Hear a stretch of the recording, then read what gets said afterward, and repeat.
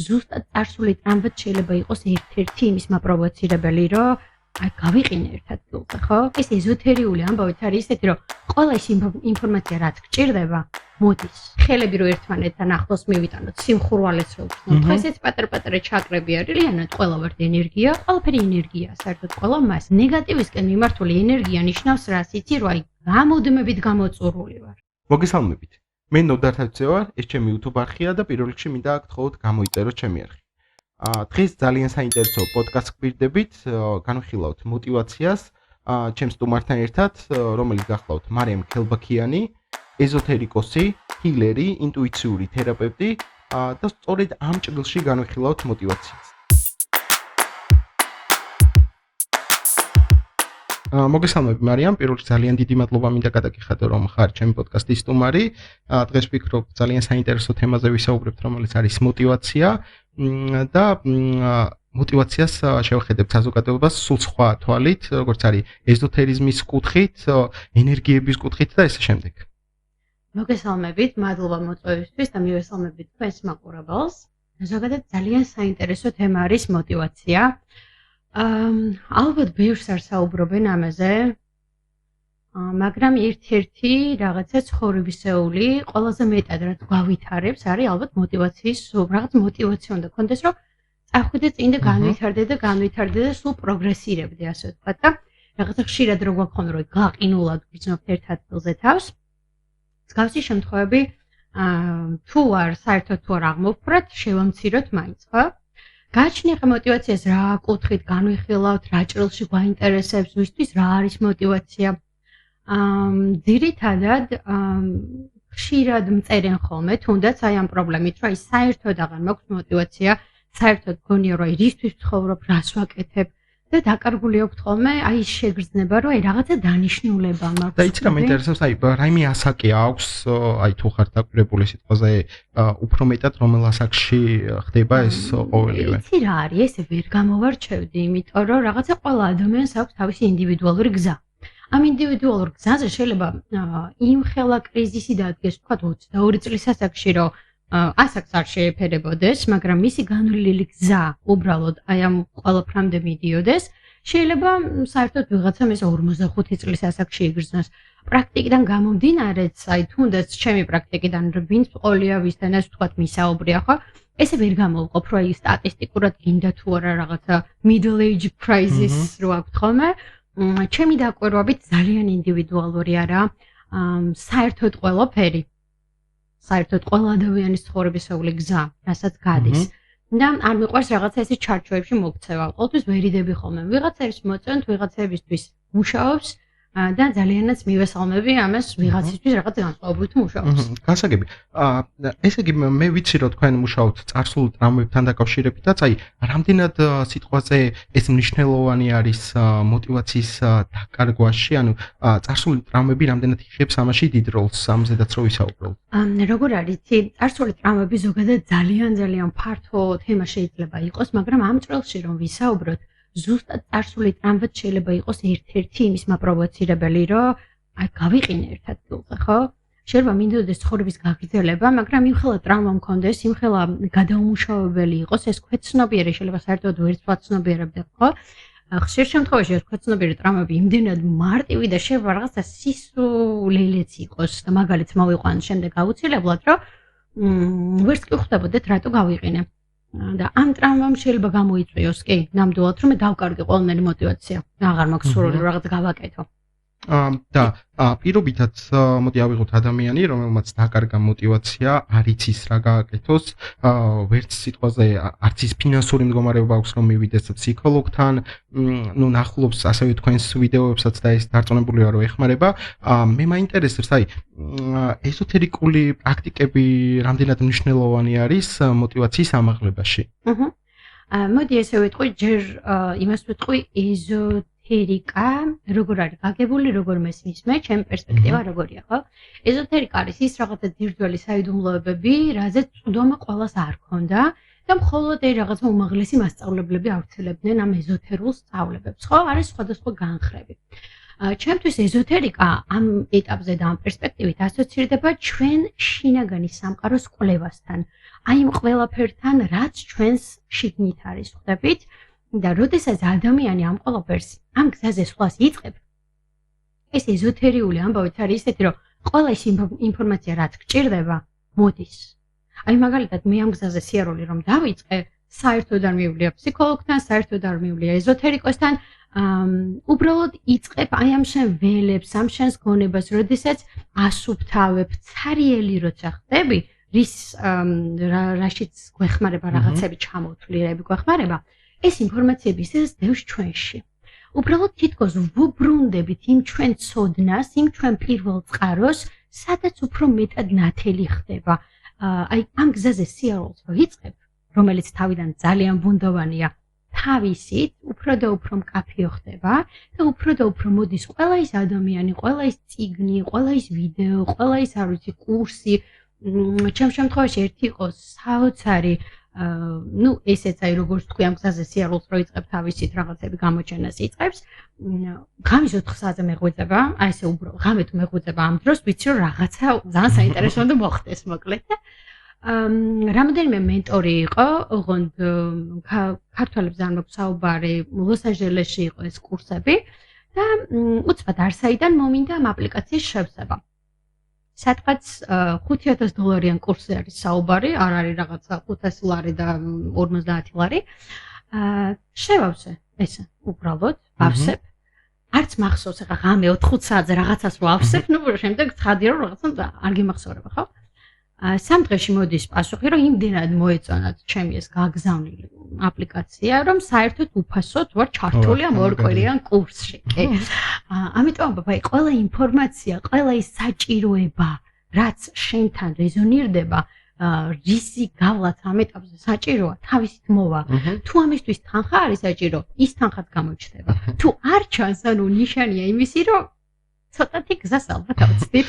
იცი რა მაინტერესებს, რეალურად ეს ყველაფერი გასაგებია, რომ თავისთვის შესაძლებელია ეს ყველაფერი მოვიდეს, როდესაც დაიწყოს, მაგრამ აი თუ აქვს არსებითი მნიშვნელობა, აი როგორ უნდა დაიწყოს, რომ აი სწორად განსაზღვროს თუნდაც თავისი მიზნები, იმიტომ რომ შესაძლებელია კონდეს რაღაცა მიზანი ადამიანს, მაგრამ ეს არ იყოს ის მიზანი, რომელიც რეალურად მას მოუტანს რაღაცა წარმატებას და ის მისთვის ზოგადად мотиваციური იქნება, ხო? ხო. ამ თემაზე ძალიან ბევრი შემიძლია ვისაუბრო, იქიდან გამომდინარე, რომ მე თვითონ ამ გზების დიებაში ვიყავი და ზოგადად რაზეც ვსაუბრობ, მინდა რომ ხაზი გავუსვა, რომ ყველაფერი ჩემ თავზე გავიარე. ანუ ისე არ არის, რომ აი თუნდაც ახლა ეს რა კურსი, თქვი კურსი გავიარე და რაღაცას ვასწავლე. ყველაფერი საერთოდ, ყველა დაცემა, ყველა ადგომა, ყველა რისკი, ყველა კრახი, ყველა არ ვიცი ზურგში დანის ჩარტმა, რაც არ უნდა იყოს ცუდის და კარგის ჩემ თავზე გავიარე. რა არიცი, ზოგადად ესე რომ რაღაცა ფორმულა რო გინდა თუ არა ამას უნდა გაყვე, გამიჭირდება დავეთანხმო ვინმეს, რომ რაღაც კონკრეტული ფორმულა არსებობს. როგორც თქვი, ყველა ადამიანს აქვს ინდივიდუალური გზა გასავლელი. მაგრამ არსებობს რაღაცა ტექნიკები, არსებობს რაღაცა მედიტაციები, რომლებიც უფრო მკაფიოდ გაჩვენებს შენი დანიშნულება რა არის. აი მაგალითად, ეხლა თქვენი პოდკასტის მეშვეობით რომ გაუზიაროთ ადამიანებს, უბრალოდ თვალები დახუჭონ. აი ერთი წუთიც არ დაჭირდება, თვალები დახუჭონ და წარმოვიდგინოთ, რომ აი საერთოდ არაფერში არ გჭირდება ფული. ყველაფერი გვაქვს უფასო. აი საერთოდ ყველაფერი უფასოა, საჭმელი, სასმელი, განსაცმელი, აი რაც კიდე მოგზაურობა. რას გრძნობ? აი პირველი რა საქმიანობა იქნებოდა შენ? სიამოვნებას რა მოგანიჭერდა? ალბათ ის საქმე, რასაც ეხლა ვაკეთებ. ეხლა აკეთებ, ხო, აი ბედნიერი სად იქნებოდი, აი აღფრთოვანებისგან რო გაჟრიალებს, ხო იცი, სიამოვნებისგან რო გაჟრიალებს. აი ეს არის ყველა ადამიანის დანიშნულება, life purpose რო ვიძახი, ხო? და რაც უფრო მეტად გსიამოვნებს ის, რასაც აკეთებ, მით მეტად ყველა შესაძლებლობა მოდის, რომ ეს გააკეთო. გასაგები. мотиваცია ამ კუთხითაც რო განვიხილოთ, ზოგადად, აი ჩაკრების კუთხით მაინტერესებს, რომელი ჩაკრა არის მნიშვნელოვანი мотиваციისთვის და ავიღოთ მოდი პირობითად ადამიანი, რომელსაც არ აქვს мотиваცია, ну დაფიქრდა, მიხვდა, რისი გაკეთება უნდა ცხოვრებაში და ამისთვის რა შეიძლება მოიმოქმედოს, თუნდაც აი ამ ჩაკრების კუთხით, ენერგიის კუთხით, რომ მან რაღაც სტიმულაცია იგრძნოს, რომ შეძლოს ამ ყოველივეს გაკეთება, იმიტომ რომ დამეთანხმებით ალბათ мотиваცია, ცალსახად მიზნების ერთობლიობა არის და პატარ-პატარა მიზნებით შეგვიძლია ძალიან დიდ წარმატებას მივაღწიოთ და აი ეს პატარ-პატარა მიზნები როგორ შეიძლება დაისახონ და აი ფარხმალი რო არ დაყარონ, ამისთვის თუ არსებობს რაიმე ენერგიები, ეს ჩაკრები, რომელიც მას სტიმულირებას მისცემს. კი. მოდი მოკლედ ვთქვათ, ზოგადად რა არის ჩაკრალური სისტემა, ვინც არის ის რომ გავაგებინოთ, ეს ჩვენი ჩაკრალური სისტემა, აი ცოტა უფრო შორს რო წავიდეთ, ყველა ადამიანი, ატომი, ჩადიხარ მოლეკულა, ენერგიამდე ჩადიხარ, მოკლედ ბოლო არის ენერგია, ხო? ანუ მთლიანად ყველა ვართ ენერგია, ყველაფერი ენერგია, საერთოდ ყველა მასა. განასხვავებს მხოლოდ ვიბრაციული სიხშირე. აი ეს ვიბრაციული სიხშირეები განასხვავებს უკვე მატერიას, რა ფერია, როგორი სიმყარის არის და ასე შემდეგ. ჩვენს სხეულში ამ დიდ ერთ ენერგიაში კონცენტრირებული ცენტრები არის, რომელსაც ვეძახით ჩაკრებს. განსაკუთრებით გამოვარჩევთ 7 ძირითად ჩაკრას, ისე ბევრად მეტი არის და ესეც ინდივიდუალური ეს ენერგოცენტრები, აი მაგალითად ხელები რო ერთმანეთთან ახლოს მივიტანოთ, სიმხურვალეს რო გრძნობთ, ესეც პატარ-პატარა ჩაკრები არის, რომელიც გამუდმებით ვიბრირებს და ამის ენერგიას გრძნობთ ჩვენ ამ სიმხურვალით. რაც შეეხება უკვე ამ 7 ძირითად ჩაკრას, არის ძალიან კომპლექსური. ანუ ისე რომ განსაკუთრებით აი მე არ მესმის ხოლმე როცა ამბობენ რომ აი თქვა ყელის ჩაკრა გაქვს დაზიანებული და უნდა დააბალანსო. როგორ არის იცი აი ჯაჭვი რო წარმოიდგინო, თუ არ დაიწყე პირველი ჩაკრიდან დამუშავება ამ ენერგიის, ხო? ის აკუმულირებული პროგრამები ეგრევე ვთქვათ, რაღაც რწმუნებულებები, ტრამვები, ემოციები, რაც მასში არის, აი გამომწყდეულები ვით არიან, გეხვეწებიან ერთხელ მიგრძენ და გამომიშვი, ეს მე ცალკე განვიხილოთ. მაგრამ უკვე ნახე თუ ეგრევე ავედი მე-4 ან მე-5 ჩაკრაზე, არაჯანსაღი, ანუ არასწორი ენერგია მაქვს, არასწორი რწმუნებულება. ანუ სულ თავიდან უნდა დაიწყო, ხო? კი, მაგრამ განსაკუთრებით რო გამოვყოთ მაინც, ხო? მესამე ჩაკრა, ჩვენი მანიპურა, ყვითელი შეფერილობის, რომელიც არის კუჭის ცენტრში, მზის წნულს ეძახიან. აი არის ზუსტად ეს action, თავდაჯერებულობა, თვითშეფასება, შიდა ენერგია, მთელი ენერგიის კონცენტრაცია ხდება აქ. როგორ არის იცი, აი შინაგანი მებრძოლი, რამდენად შეგიძლია შენი მიზნებისკენ ისწრაფოდე, აი მთელი ეს ენერგია არის კონცენტრირებული აქ. შესაბამისად, ყველაზე მეტად რეზონირდება ეს. მაგრამ აი ნახე ყელის ჩაკრასთანაც რომ ავდივართ, აქ არ უკვე საკუთარი თავის გამოხატვა, ავთენტურობა. მე შეიძლება ეს ენერგია მქონდეს ძალიანაც დაბალანსებული და თვითშეფასებაც ყველაფერი, ანუ თვითრეალიზების ენერგიაც მქონდეს, მაგრამ აი აქ თუ დაბლოკილი ვარ, ბავშვობაში თუ მაჩუმებდნენ, ჩემი აზრით გამოხატვა თუ სირცხვილი იყო, ხო ხვდებით ძალიან ბევრი ფაქტორი შეიძლება იყოს. გამიჭირდება ამ ჩემი ენერგიის უკვე შესაბამისად და ავთენტურად გამოტანა გარეთ. რთულად თუ ვიტყვი რამეს, აუცილებლად კითხვა დამისვა. ხო, ჩემთვისაც უცხოა ეს თემა და ძალიან ბევრი კითხვები გამიჩნდა. ანუ რეალურად როგორ შეიძლება დაიწყოს ადამიანმა ის სიტყვაზე უნდა ჩაკრების დაბალანსება, ეს პირველი ჩაკრა, მეორე ჩაკრა და რამდენიც არის, აი როგორ შეიძლება რომ დაიწყოს, ამისთვის სპეციალისტი არის აუცილებელი თუ იცი როგორ არის, ბევრად მარტივი და უფრო სწრაფი გზა არის, როცა სპეციალისტს ესაუბრები, რა თქმა უნდა, ვიღაცა ვინც ამის საქმის კურსია და შენ არ გიწევს შესწავლა ამაზე დროის დაკარგვა რო წაიკითხო და აპრაქტიკო, ეს პრაქტიკა უფრო გიხდება, ის პრაქტიკა უფრო გიხდება თუ ანუ ასე შემდეგ, მაგრამ ყველა ადამიანს შეუძლია თავისითაც გააკეთოს ეს ყველაფერი. ძალიან მარტივი არის, ელემენტარული, ყველა შეგვიძლია ჩავწეროთ Google-ში, ჩაკრები რომ ფერებით ვიცოდეთ და ლოკაციებიც სად არის და თვალს რომ დავხუჭავთ, უბრალოდ წარმოვიდგინოთ ეს ფერი, ენერგიის ბურთულა, რომელიც თქვათ ვიბრირებს. როგორ არის იცი, ფემინური და მასკულინური ენერგიის მატარებელი, კაცური და ქალური ენერგიის მატარებელი ჩაკრები გვაქვს. ზოგადად ეს ძირითადი 7-ია. ერთი არის უკვე სხეულს გარეთ, სხეულში 6 რაც არის, 3 არის, მოდი რო არ დავაბრნიოთ ტერმინებით, კაცური ენერგიის მატარებელი ჩაკრა, 3 არის ქალური ენერგიის მატარებელი. ქალური ენერგიის მატარებელი ჩაკრები მოძრაობს საათის ისრის საპირისპიროდ. კაცური ენერგიის მატარებელი საათის ისრის მიმართულებით. ამაზე ვიდეოებიც მაქვს, ამ ეთერითაც რა თქმა უნდა გავაცნოთ ახლა, მაგრამ კიდევ უფრო მეტად ვინმეს თუ დააინტერესებს ან ნახვა მოუდება, ამას აუცილებლად ნახავთ ჩამგვართეთ და უბრალოდ წარმოვიდგინოთ, აი ის ფერი კონკრეტული, რომელიც პირველით უნდა დავიწყოთ აუცილებლად, რომ უკვე სწორად ავიტანოთ ეს ენერგიაზევით, უბრალოდ წარმოვიდგინოთ, აი როგორ მოძრაობს საათის ისრის საპირისპიროდ, რომელიც არის, საათის ისრის მიმართულებით, რომელიც არის. არის კონკრეტული მანტრები და მანტრაც რა არის, ხო, ბგერაც ვიბრაცია. ნახე, ეს კონკრეტული მანტრები არის რეზონირებადი იმ ჩაკრასთან, რომელიც თანხვედრაშია და აბალანსებს. არის ბევრი ისეთი მარტივი გზა, ვთქვათ, აი, როცა მესამე ჩაკრაზე ვსაუბრობდი, ყვითელი მთელი ჩვენი ეს ენერგია, ხო? მზის სხივები. უბრალოდ მზით, დ-ვიტამინით რომ ვიტენებით, ჩვენი მესამე ჩაკრა ძალიან ბედნიერად გრძნობს ამ დროს თავს. გასაგებია. იცი რა მაინტერესებს, აი პირობითად მოვიდა ადამიანი, აი როგორ ხდება ამის დადგენა, რომ სიტყვაზე რა სჭირდება მას, აი გითხრათ, რომ აი мотиваცია არ მაქვს, რაღაცა ცხოვრების სურვილი არ მაქვს და ესე შემდეგ, აი მის დადგენა როგორ ხდება, პირობითად იმ კუთხით, რომ მას შეიძლება ქონდეს დამეთანხმებით წარსული ტრაუმები და ესე შემდეგ, ანუ რაიმე ფორმულირება არსებობს ამის, თუ უბრალოდ საუბრის დროს უკვე ხვდები თქვენ თვითონ რა აქვს პრობლემა, როგორ შეიძლება მოგვარდეს და ესე შემდეგ. ანუ რეალურად თქვენ როგორც ხვდები, რაღაც კომპლექს თავაზობთ, როგორც ფსიქოლოგიური დახმარება იქნება ეს ჩაკრების კუთხით იქნება, ენერგიების კუთხით და ესე შემდეგ. როგორ არის, იცი, ზოგადად პრაქტიკაში უფრო და უფრო შეგიძლიათ მივირთვათ მართლა? ზოგადად პრაქტიკაში უფრო და უფრო მეტად მე ხვდები საუბარზეც კი თქვათ იმაზეც კი რა აწუხებს, სად აქვს პრობლემა, აი როგორც აღნიშნებ თქვათ ხო, ყელის ჩაკრა. თუ ადამიანს საკუთარი აზრის გამოხატვის პრობლემა აქვს, ხვდები უკვე რომ ყველაზე დიდი პრობლემა შეიძლება აქ იყოს. მაგრამ ზოგადად არის ძალიან კომპლექსური საგანი იქიდან გამომდინარე, რომ ყველა ადამიანს აქვს გავლილი თავისი გამოცდილებები აქვს, ხო, ნეგატიური გავლილი. იქნება ეს ბავშვობის ტრაუმები, იქნება ეს რაღაცა გადაუმუშავებელი ემოციები თუ სხვადასხვა სახით, ხო? დიაგნოსტიკა ყოველთვის ხდება, თქვათ, პირველი გვაქვს ხოლმე ეს დიაგნოსტიკა, რომ თავად რას თვლის პრობლემად. აი, მისთვის რა არის პრობლემა? საერთოდ რატომ მოდის, ხო, რადგან მოდიხარ, ესე კი რაღაც გაწუხებს.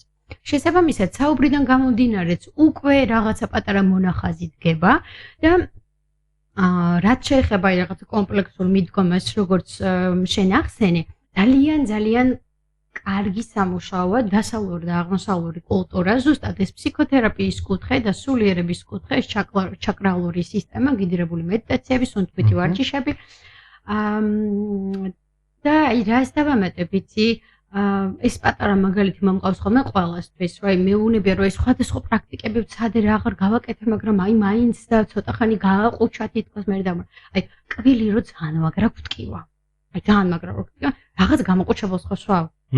მე არ ვიცი, კიდე დაბრუნდა ტკივილი, კიდე გამოყუჩებელს ხო. კიდე დაბრუნდა ტკივილი, კიდე საფუძველს თუ არ მივხედე, რის გამოც ეს კვილი მტკივა. ანუ რა მნიშვნელობა აქვს ამ თქვათ გამოყუჩებლების ნაირსახეობას. არანაირი მნიშვნელობა არ აქვს. ფსიქოლოგიურად, რეალურად, ანუ როგორც მე ვიცი, ზოგიერთი ფსიქოლოგი აღიარებს იმას, რომ პირობითად ის ბავშვობის ტრაუმები და რაც არის დალექილი იყოს იქ. აი ხა თქვენ საუბრობთ, უფრო ის ძირეული მოგვარდეს, რომ შემდეგ სიტყვაზე ის ყველაფერი მოგვარდეს. აი პირობითად თუ ადამიანს პრობლემა აქვს და იმ ბავშვობის ტრაუმებს გაიხსენებს, იმ ბევრ რაიმე პრობლემას გაიხსენებს, რომელიც ჰქონდა, რამდენად უფრო მეტად ხიზიანდება, რამდენად უფრო პრობლემატური ხდება ამ ყოველივეს ძალიან საინტერესო კითხვა, იმიტომ რომ ზუსტად რეზონირდება ზუსტად იმასთან, რასაც ვაკეთებ. არაკოლეგიალურად ნამდვილად არ მინდა რომ გამომივიდეს, ყველას თავისი მიდგომა აქვს და თუ ამით ადამიანებს ვეხმარებით მოხარული ვარ მხოლოდ, არაფერს თქმის უფლება არ მაქვს, მაგრამ ნახე, ის მიდგომა რომ რაღაცა თუ გვაწუხებს, მივაფუჩეჩოთ და მივატოვოთ, აი ზუსტად ეგ არის პრობლემა. როგორც წეგნა ვნიშნე, აი ეს ფუძე სანამ არ მოშუშდება ჭრილობის, ხო? არანაირი მნიშვნელობა არ აქვს, რას გავაკეთებ. აი ეს ემოციები, რაც ვახსენე წინაზეც, რომ აი ითხოვენ, რომ გამომიშვი ერთხელ მიგრძენი მთელი დეპრესია, შფოთვა, мотиваციის დაკარგვა, შიშები, ყველაფერი, ხო? მოდის აი ამ ემოციებისგან თავის არიდებით. როდესაც ამ ემოციას ვუკეთებ რეპრესირებას, ვტოვებ ჩემს სხეულში, სამყარო, ის ჩემი მაგნიტური, ესე ველი, აუცილებლად გამომიგზავნის ისეთ სიტუაციებს და ისეთ ადამიანებს, რომლებიც ისევ მაგრძნობინებენ, რომ მიმიყვანოს იქამდე, რომ ეს ემოცია მაინც მაგრძნობინოს. ხვდები? აი რომ ამბობენ ადამიანები, რომ ერთი და იგივე ციკლზე დავდივარ, გამუდმებით ერთი და იგივე ადამიანები მხვდებიან, სულ აი ამას მაგრძნობინებენ, მეუბნებიან, იმიტომ რომ ოდესღაც გავეკეთით ამის აღიარებას. მოდი რაღაცა პატარა მაგალითი მოვიფიქროთ, უფრო მარტივი აღსაქმელია ხოლმე. პირობითად ვიღაცას ბავშვობაში აკლდა ძალიან სიყვარული, არა იმიტომ რომ არ უყვარდათ, უბრალოდ მით უმეტეს 90-იანებში ხა ფერებისთვის არავის დრო არ ქონდა სამწუხაროდ აქედან მოვდივართ. და აი ეს მის ნერვულ სისტემაში, მის ქვეცნობიერში ჩაჯდა რომ სიყვარულს არ ემსახურებს. უბრალოდ ხა რომელი ადამიანი აღიარებს ამას, რომ სიყვარულს არ ემსახურებ, ვინ იტყვის ამას, ან ვინ იგრძნობს ამ ტკივილს, ხო ყველანაირად გავექცევი, ხო აი ვიმოგზაურებ, დავლევ, მოვწევ, არის რაღაცას გავაკეთებ, ოღონდ ამას გავექცე, ხო? შესაბამისად, მის ცხოვრებაში გამოჩნდებიან ადამიანები, რომლებიც ისევ და ისევ დაუმტკიცებენ, რომ სიყვარულს არ ემსახურებს. ხვდები? ეს რა თქმა უნდა შეიძლება სხვადასხვა მაგალითით სხვადასხვა ინდივიდის ცხოვრებაში იყოს, მაგრამ როგორც კი აი ეს პრაქტიკად რომ გავუზიაროთ ჩვენს მაყურებელს და გამოიყენება. რეალურად იმის რისიც ჯერა ის რეალურად მოქმედებს, ხო? როგორც მიხდება. და რომელსაც გაურბის. აი ეს ემოცია ვთქვათ, ხო, რას მაგრძნობინებს? მაგრძნობინებს აი ძალიან დიდი ტკივილია, ხო? როგორც კი მოვიკრებ ძალას. როგორც კი აი გავიმხნევებ ჩემ თავს და ვეტყვი რომ მოდი აბა ყოველდღე ზარისის გვეშინია იმას შევხედოთ თვალებში. როგორც კი დავჭდები, აი არაფერს საერთოდ არაფერს არ გავეკარები, არც ჭამაზე გადავიტან ყურადღებას, არც ვთქვათ სკროლაზე ან ნებისმიერ სხვა რამეზე, ხო? და უბრალოდ ჩავალ ამ ჩემს ტკივილში, ვიგრძნობ ამ ვაღიარებ. როგორც კი ვაღიარებ, როგორც კი ამ ემოციას სხეულში გავატან, ტირილე არის ძალიან კარგი საშუალება ატომურად გადმოდის ეს ტრამვა სხეულიდან. კაცების მეტად თანამგრძნობი ვარ ხოლმე ამ სიტუაციაში, როცა გასწავ არიტირო, ხალი ხო არ ხარ, ასე შემდეგ და ასე შემდეგ. ბევრად დიდი თანამგრძნობა მაქვს. ამიტომ იტირეთ. ვერ ვიტირეთ. ვერ ვიტყვით რომ არ ტირავართ. ძალიან ვიხარია. შეიძლება ეს ბგერის გამო, აი არ ვიცი, ყვირილით იყოს ვიღაცისთვის რაღაცა შეგრძნებით უბრალოდ ამ ტკივილის, ხი? როგორც კი ამ ემოციას ვაღიარებ და ვიგრძნობ, ის ტკივილი 100%-ით გაქრება და აი ის სიტუაციები და ადამიანებიც გაქრებიან, ვინც ამას მაგრძნობინებენ. და აი ზუსტად ამ პროცესში ჭირდება სპეციალისტის დახმარება ადამიანს, თუ ეს თავისთავად თვითონაც შეუძლია რომ გააკეთოს. და რამდენად სიტყვას შეიძლება გაღიზიანდეს ამ დროს და პირიქით აი იმის მაგივრად რომ მოგვარდეს რაღაც, უარესად ჩაიფლოს. იმ მომენტში აუცილებლად გაღიზიანდება, იმ მომენტში აუცილებლად ეთკინება, იმ მომენტში აუცილებლად ყვირილი მოუნდება, იტირებს ასე შემდეგ და ასე შემდეგ, მაგრამ ამას გააკეთებს თუ არა აღარ არსებობს იქ ჩაბრუნების შანსი, გამორიცხული. ამასაც პირადი პრაქტიკიდანაც გეუბნებით, უამრავი სტუდენტის გამოცდილებიდანაც და ვისაც ზოგადად ეს ინფორმაციები აინტერესებს, დევიდ ჰოლკინსი იყო ესეთი საოცარი ფსიქოლოგი, ფსიქიატრი, სულიერი გიდი, აი ამ ჩაკრალურ სისტემაზე მუშაობდა, ცნობიერების დონის რუკა, მთელი შედგენილი. აი მისი სწავლებებიდან მოდის ეს ყველაფერი და ზუსტად მის წიგნებში ნახავ, რომ თუ არც ერთმა პრაქტიკამ არ გამართლა, გილოცავ სწორად გილას მოხვდი. მე ზუსტად იქ არის ამაზე საუბარი, რომ ემოციებს კი არ უნდა გავექცეთ, ემოციები უნდა მივიღოთ, გავატაროთ სხეულში და როგორც კი გაატარებს სხეულში, მადლობას გიხდის და გტოვებს. ჩვენ ახლა ვსაუბრობთ ისეთ ადამიანებზე, რომლებიც რეალურად ამ ყველაფერს ახიქვამენ, ხდებიან და ცდილობენ რომ გამოასწორონ და მათ ვურჩიეთ კიდევაც რამდენიმე გზა, მაგრამ დამეთანხმები არსებობს ისეთი ადამიანებიც, რომლებიც ამას ახლა შეიძლება გვიყურებდნენ კიდევაც ვერ ხდებიან, მაგრამ ეს პრობლემა არის და ისინი როგორ უნდა მიხვდნენ რომ ჯერ პირველ რიგში პრობლემა აქვს და მე უნდა დაიწყოს პრობლემის მოგვარება. აი ეგ კითხვა დასვით ძალიან საინტერესო, იმიტომ რომ ერთი ჩემ ძალიან ახლო ადამიანთან მქონდა ამაზე საუბარი და არ გამოვიწყდება მისი სიტყვები. ადამიანს საიდან გამოსვლა რომ უნდადეს, ჯერ უნდა იცოდეს რომ აი ამ რაღაცაში არის. და ყველაზე სწორი ანალიზი იყო, რაც რაღაცა წლების განმავლობაში გამიგია. საკმაოდ რთული არის იმ მხრივ, რომ აი ამ ჩვენ 21 საუკუნეში რა რეჟიმში ცხოვრობ, ზოგადად რა პროპაგანდაც მიდის, ხო? როგორი ჩემ და სამწუხაროდ არასიფხიზლეც მიდის, ხო? ამ ყველაფერს უფრო და უფრო მეტად აბრმავებს ალკოჰოლიც, ეს მარიხუანაც, ყველანაირი, მოკლედ ქიმიური, არაქიმიური, რაც გვაბრუებს, რაც მომენტალურ რაღაცა გაყუჩებას რომ შესაძლებელია მოხდეს ამ ყოველივე. ისევ კილოგამაყუჩებლის ამბავს მოვიყვანდი მაგალითად, რომ დროებითად ვიყუჩებთ რაღაცას, ხო? და ამასაც ძალიან ბევრი სხვადასხვა მაგალითი შეიძლება გქონდეს. აი იცი როგორი რაღაც შეიძლება საკუთარი თავის ანალიზით რაც მეტად დავკავდებით, აი მაგალითად თუ ხვდები, რომ სიმპტომებით თუნდაც მაქვს შფოთვა, მაქვს ნერვოზი, მაქვს დეპრესია, მიდრეკილი ვარ ნეგატიური ფიქრებისკენ, ხო? ხო შეატყობ, ბედნიერი ხარ, რამდენად უბედურად გრძნობ თავს, რა ინტენსიობით გიწევს თავის დაბრუება, დალევა, მოწევა არ აქვს მნიშვნელობა. ან პანიკური შეტევები შეიძლება გქონდეს, ხო? რა თქმა უნდა, სხვადასხვა ფორმით, ხო? აი რატო ფსიქოლოგებიც ამბობენ, რომ ამას არ უნდა ჩავყვეთ და დავტოვოთ სადაც არის, ხო? და ესეთი მაგალითი მინდა ერთი მოვიყვანო, ორსული გოგო მოვიდა ჩემთან, ნუ აი არ ვიცი, ცოტა ეხაც მიჭირს ამის თქვა, მაგრამ ფსიქოლოგთან ვიყავიო, ორსული გოგო მეუბნება და მითხრა, რომ არაფერი არ გეშველებაო. ვაი. ღმერთო ჩემო, ფსიქოლოგი კი არა, ჩვეულებრივია, ანუ არა ფსიქოლოგიც რო იყო, ორსულ გოგოს არაფერი არ გეშველება. ანუ არ უნდა უთხრა ხო, არანაირი ლოგიკით. შესაბამისად, ამ გოგოსაც ჰქონდა შფოთვები და მივაგენით საფუძველს, რომ ბავშვობაში რაღაც სახლი დაეწვათ და ეს ქვეცნობიერად დალექილი უსუსურობის შეგრძნება, სადაც ვაიმე, ეხლა ხვდები, რაღაცა კერა იყო, რაც ნუ მოვაგვარად მოვაშუშვეთ და პირიქით, რაც უფრო სიღრმეში ჩავალთ, რაც უფრო მეტად მოვქეკავთ, ოღონდ ეს იმას არ ნიშნავს, რომ ეხლა ყოველდღიურად რაღაცა გათხრები ვაწარმოოთ ჩვენ თავში და ჩვენ ცხოვრებას აღარ მივყვეთ და აღარ გავაგრძელოთ, ხო? უბრალოდ, როცა რაღაცა გვაწყვეტს, ყოველთვის ვგრძნობთ რა ადამიანები, ხა მე რაც არ უნდა ვილაპარაკო, შენ დარწმუნებული ვარ, ცუდად რო ვგრძნობ თავს და რაღაცა ემოცია გამოსვლა რო უნდა და ამას გაურვიხარ გრძნობ. კი, რა თქმა უნდა. ხო, ყოველთვის ასე არის.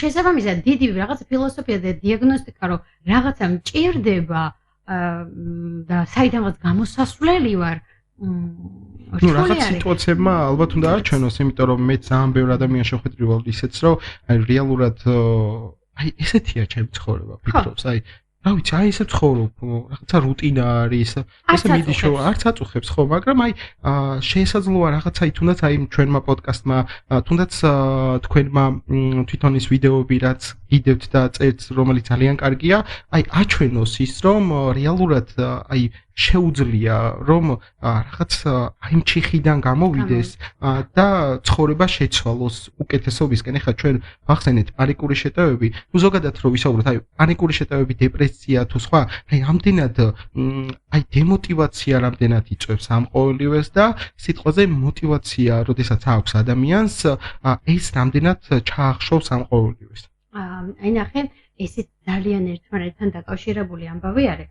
როდესაც მე მაქვს დეპრესია, შფოთვები და ვარ გადაწყობილი ნეგატიურ აზროვნებაზე, ხო? გამორიცხულია პოზიტიურად აზროვნებას ვერ შევინარჩუნებ, როცა თუ გამოდმებით შიშები, შფოთვები და პანიკური შეტევები მაქვს, ხო? ავტომატურად ეს ჩემი ენერგია მიმართულია ნეგატივისკენ. ნეგატივისკენ მიმართული ენერგია ნიშნავს რას? იცი, რომ აი გამოდმებით გამოწურული ვარ. აღარაფერს. და იზიდავ კიდევაც ალბათ, ხო? რა თქმა უნდა, ავტომატურად. და როდესაც გამოწურული ვარ, რა мотиваცია უნდა მქონდეს?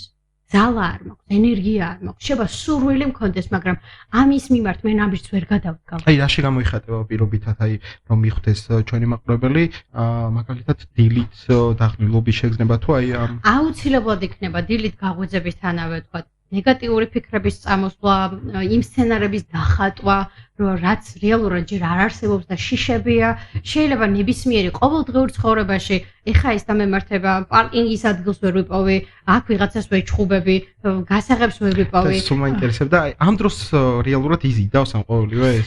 იცი რა არის, ზოგადად ეხა მთლად პარანოიაში რო არ გადავიდეთ, ყველა ფიქრი მატერიალიზირდება და გადმოდის მატერიალურ სამყაროში, თქო ვერ ვიტყვი. ნახე როგორი ამბავი არის, ფიქრი, რომელსაც მივაბამ ემოციას და ამ შიშს ვიგრძნობ, აი ის არის უკვე რაც მატერიალიზირდება. ზოგადად მანიფესტაციაზე მეკითხები ხოლმე რომ მართალია? მანიფესტაცია არის რა? ჩვენი გენეტიკის მანიფესტაცია ვართ ჩვენ. ანუ მატერიაში გადმოსული მანიფესტაცია. ყოველდღიურობა ჩვენი არის ჩვენი ნერვული სისტემის რწმუნებულებების და ქვეცნობიერის მანიფესტირება. სუდად თუ მიდის ჩვენი ცხოვრება და არ მოგწონს, ესე იგი შიგნით უნდა შევცვალოთ რაღაც, კარგად თუ მიდის და მოგწონს, ესე იგი ზუსტად იმ გზაზე არის და იმ კარგ გზაზე არის და იმ ყველაფერი კარგის გჯერა და ის კარგი პროგრამები გვაქვს და მუშაობ ჩვენ თავზე, რაც ამ ეტაპზე არის, ხო? შესაბამისად რა რამდენი რაღაცაზე გავიფიქრებ, ვაიმე მეშინ როდესაც ნეგატიურზე მქონდა ეს პერიოდი, სხვათა შორის ეტაპები აქვს ამ ყველაფერს ძალიან საინტერესო, რომ ვაიმე ეხლა ნეგატიურზე მოდი, ვაიმე რა ლამაზია, რა გემრიელია, რა კარგია, გადაიტანე, გადმოიტანე, ხო? ესეც რაღაცა გასავლელი პერიოდი არის. მაგრამ თავარი აი გასაღები რომ მიუცეთ მაყურებელს, ხო? არის ის, როცა ვფიქრობ და ემოციას მივაბავ. როგორი ამბავია, იცი? როდესაც ვთქვათ, აი პირობითად და აქაც ემოციებზე და ფსიქოლოგიაზე რომ დავილაპარაკოთ და ემოციების შეგრძნებაზე, ხო? ვეძებ, ვთქვათ, მივფრინავ რაღაც შეხვედრაზე. და ვერ პოვო პასპორტს ვერაფრით. ვერაფრით ვერ ვიპოვე, ხო? თუ მე გადავეშვი ნეგატივში, რომ ვაიმე და რაღაცა კრახი, ჯანდაბა და ნეგატიური ფიქრები და წავყევი და მთელი სცენარი ავაგე. მიგრძენი ეს ყველაფერი და გავატარე, ხო? აუცილებლად იმ კრახით დასრულდება. მაგრამ რა წამს ჩავალ ცოტა სიღრმეში, აი ესეც რაღაცა გასაღებივით მივცეთ მაყურებელს, ხო? აბა რისი მეშინია? მოდი დავფიქრდეთ. მეშინია რომ თქვა შეხვედრაზე თუ პასპორტს თუ ვერ ვიპოვი, შეხვედრაზე ვერ წავალ. შეხვედრაზე თუ ვერ წავალ, ვიღაცა იტყვის რომ უპასუხისმგებლოა. ან ვიღაცამ შეიძლება რაღაც შეიძლება ბონუსი ვერ ავიყვან, აი რაღაცა მსგავსი, ხო ის საფუძველში ჩავიდეთ. აქ როდესაც ჩავალ და თავარი ამბავი არის ხოლმე აქ ის რომ ისევ რაღაცა ემოციას, რაღაცის შეგრძნებას გაურბივარ. ის კი რომ ნეგატიური რაღაც კოშკები ავაგო. არა. უპასუხისმგებლოდ ჩამთვლის ვიღაცა ვიგრძენი რომ მივიღე რომ უპასუხისმგებლო ვარ ვთქვათ. აი ვიგრძენი გავატარე. ზუსტად იცოდე რომ იმ მომენტში პასპორტს იპოვნე. იმიტომ რომ ის ფაქტი უკვე მოხდა. და რასაც გაურბოდი. მიხვდი? ძალიან საინტერესო უბრალოდ. აი პირობითად რომ ვთქვათ, ესეთი რამ აი ყოველივე როგორ შეიძლება დაიწყოს ადამიანმა, როგორ შეცვალოს ეს ნეგატიური აზრები დადებითისკენ და რამდენად რთული არის ეს ყველაფერი და აქაც თუ არის რაიმე გასაღები, რომლის მიხედვითაც პირობითად არ არის ადამიანი წარმატებული, უნდა რომ წარმატებას მიაღწიოს, სულ იმაზე ფიქრობს, რომ არ ვარ წარმატებული, მე ამას ვერ გავაკეთებ, აქ რაღაცა ხელი შემეშლება, აქ რაღაცა არ გამომივა. აი ეს ყოველივე აზრები როგორ უნდა შეცვალოს დადებითისკენ და იქაც ხო ალბათ აი ხა მე ზოგჯერ რომ მიფიქრია შესაძლოა მიფიქრა რომ აი ეს რაღაც არ გამომივა, მე მიფიქრა რომ რატო არ უნდა გამომივიდეს, გამომივა და კიდევ მაინც შეიძლება რომ უკვე ტვინმა კიდე რაღაც მოქსო სხვადასხვა რაღაც ისინი არის ეს სხვადასხვა სცენარები დახატოს, კი, ბუნებრივი არის. რა არიცი? ყოველთვის აი აქაც იგივეს კიდევ ერთხელ ვიტყვი რომ უნდა ჩავიდეთ ძირში, სად დავიჯერე, როდიდან მჯერა, რომ რაღაცას ვერ გავაკეთებ, რაღაცას ვერ შევძლებ. შეიძლება აი ესე ამ მედიტაციას ყველას ურჩევს საერთოდ სხვადასხვა სახის პრაქტიკები არის, ძალიან ბევრი მედიტაციის სხვადასხვა სახე ესე უფასოდაც მიდევს ამ კონტენტის მეშვეობით და ამითი დაწყებასაც აუცილებლად ვურჩევ, იმიტომ რომ მედიტაცია არის რეალურად კონცენტრაციაზე მუშაობა და როდესაც შიგნით მიგვაქვს ეს კონცენტრაცია, გონება მშვიდდება, ფიქრებისგან შედარებით თავისუფლდება და აი ყველანაირი ის ძალა, ყველაფერი, მოკლედ მედიტაციაზე ცალკე პოდკასტი მიუძღვნათ თუ გინდა, უბრალოდ მედიტაციის დაწყებასაც ვურჩევ, ეს გზა არის რეალურად მთელი შენი იდენტობის და რწმუნებულებების შეცვლა, რაც ძალიან დიდ ძალისხმევას და სურვილს მოითხოვს, ასევე მოტივაციას, რომ აი რაღაცა მიზანს რომ დაისახავ, ამ მიზნისკენ იარო, ყოველნაირი კრახის, ყოველნაირი წარუმატებლობის მიუხედავად, ხო? ძალიან დიდ ძალისხმევას საჭიროებს და არავინ არ თქვას რომ მარტივი გზა არის, თავისი პლუსები და მინუსებით, ხო?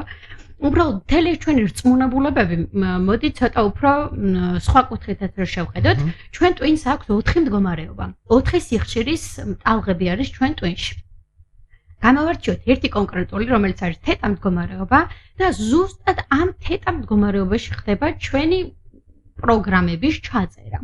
და ნახე როგორ რაღაცა არის ბუნებრივად ჩვენი ტვინი ამ თეტა მდგომარეობაში არის 12 წლამდე.